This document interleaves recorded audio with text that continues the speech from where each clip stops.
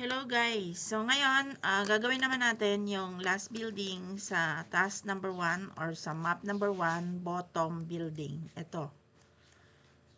So,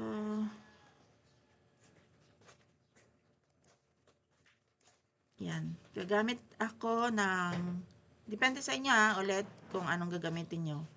F or E tool. Yan, pareho lang yan.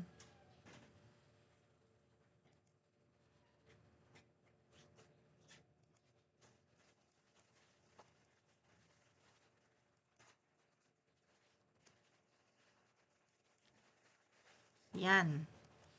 So ngayon, i-match ko siya dito sa kanan.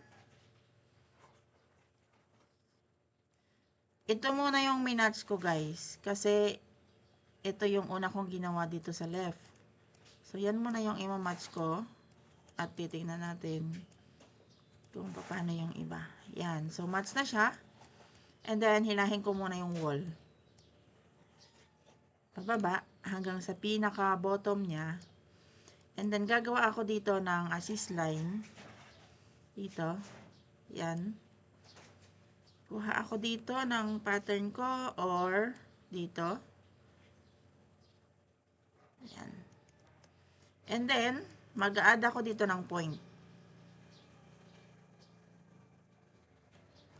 Kita nyo yan. Mag-a-add ako dito ng point. Ganon din dito sa kabila. And then, hilahin ko to pataas hanggang doon sa corner niya. So, match na siya. Match na din dito. Adjust ulit natin dito sa kanan. Yan. So, parang kulang konti. Sige, okay na yan. Tapos dito din. Yan. So, nag-match na siya dito. I-adjust ko to. Yan. So, para sa inyo, okay na. Check natin lahat ng image dito sa kanan kung nakamatch siya dito sa kaliwa. So, okay naman. Kung para sa inyo, okay na. So, mag-start na tayo ngayon mag-label ng roof. Yan. Again, i-analyze nyo kung saan yung pinakamataas na ridge kasi doon tayo mag-start. So, ito yon. Kuha tayo dito ng pattern. Yan. And then, match sa kabila. So, given na lahat ng image dito ay match na yung ridge niya. So, mag-cover na tayo ngayon. Tahin ko to.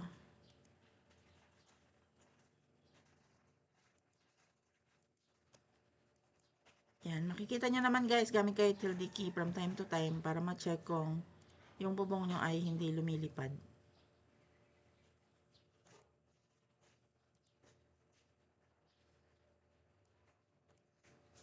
So, ito, gamitan natin muna ng assist line to.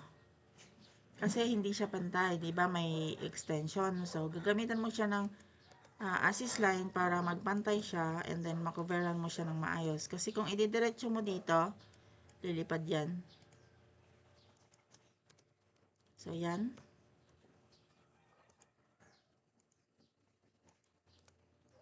Next. So, ngayon, next, itong second level na mas mataas. Susunod na mataas dito sa pinakamataas. So, again, assist line dito. Kuha ako dito ng pattern niya. And then, hila. Punta dito. Parang kulang. Kulang siya guys. Ulitin natin. Tapat natin sa pinakatuktok. Yan. Tapos, makikita natin dito sa kanan, i-check natin again lahat ng nasa kanan and then kung match na, so cover na natin to or i-fill na natin to using S tool. Yaan nyo muna yung red kung may red man. Maayos natin yan mamaya. Pero parang mali yung pagka-cover ko. Tanggalin ko muna yung assist line. Since na-cover ko naman na yung isa. Yan. So, ito. Mali din to. Ulitin ko siya. So, may red talaga siya. Try natin mamaya kung makukuha siya sa F4. Next, itong extension dito sa kabila. So, assist line ulit. And then dito, para mag-parallel siya. So, pag ganyan guys, na nakikita nyo hindi siya pantay, ulitin nyo na agad yung assist line nyo. Para hindi kayo na magpaulit-ulit. Para sa umpisa pa lang, alam nyo na kung paano. So, pantay na siya. Given na pantay na siya sa lahat, so, i-cover ko na to. Yan.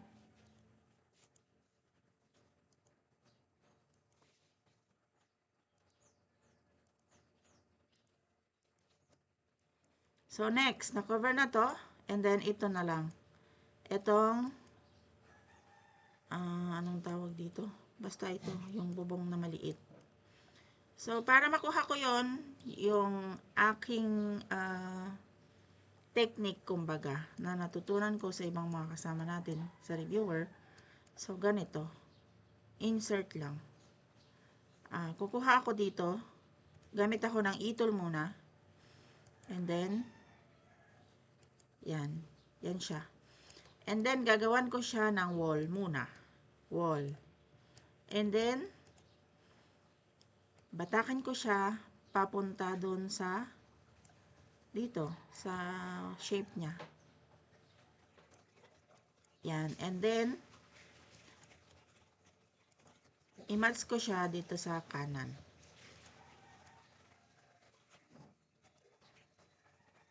Yan. So, ngayon, mag-adjust kayo dito kung hanggang saan yung shape niya or kung ano yung itsura or ano yung shape niya dito. So, dapat mag-match din yan. So, yan. Hanggang dyan lang siya kasi hanggang dito lang yung ano, 'di ba? Itong guhit. So, yan. Yung dash line na yan, ibig sabihin, naka-insert na yan dito sa group na to. So, nagawa na natin yan. And then, i-group ko muna. Click ng isang panel for, and then, pag nawala yung label, J kayo. And then, gusto ko kasing kopyahin yung wall nito, nitong main building or main roof, doon sa dinagdag natin.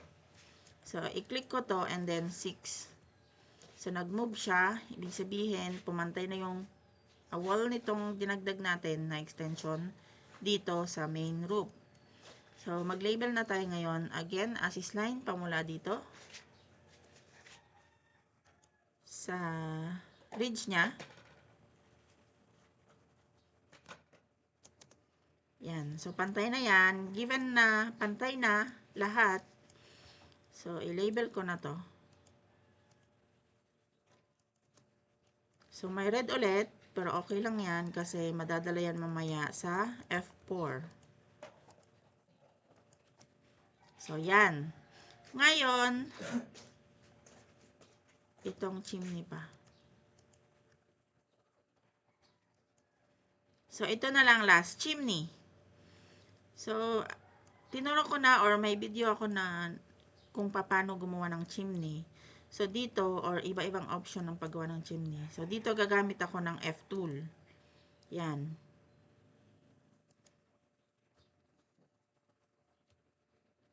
Ayaw niya gagana. Nag-switch ako guys sa ano. Ayaw niya gagana sa loob.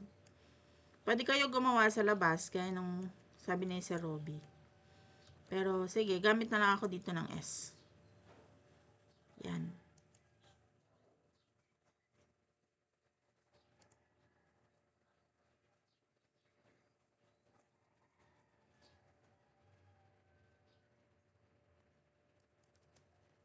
Yan. Kung alam niyo pantay na siya, ipantay nyo rin or i-match nyo rin dito sa kabila.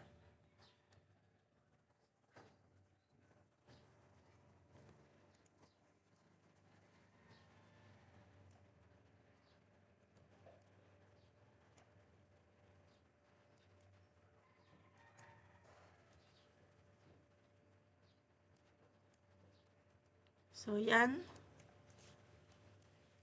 And then, hilahin ko to. Kasi lalagyan ko siya ng wall. Kahit gaano kahaba, guys. Okay lang. Kahit ilagpas nyo pa siya kung hanggang saan nyo gusto. Yan. Kahit nakalagpas siya dyan sa building. Kasi, ang gagawin natin dyan ngayon ay i-group ulit natin for J. And then, kopyahin natin yung wall nito. So, 6. So, pantay na yung wall niyan. And then, F4.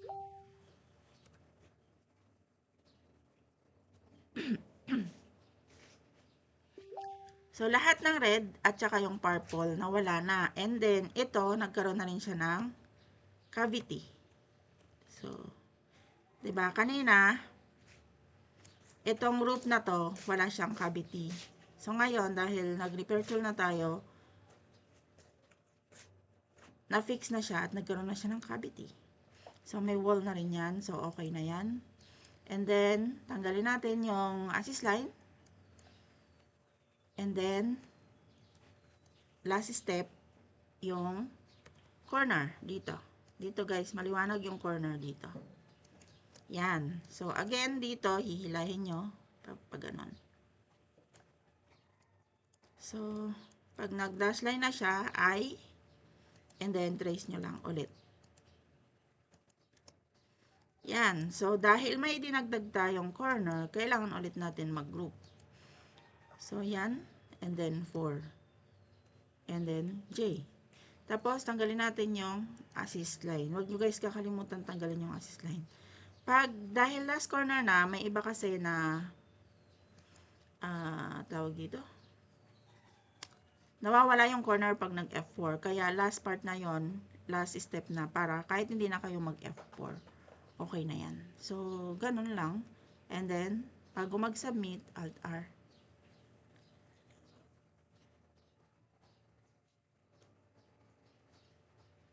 Tayo nyo lang matapos yung generating thumbnails niya, and then ito yung lalabas.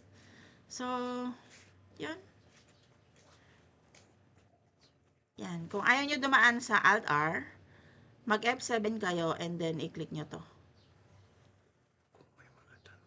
So, balik tayo doon, and then submit nyo na. Ganun lang.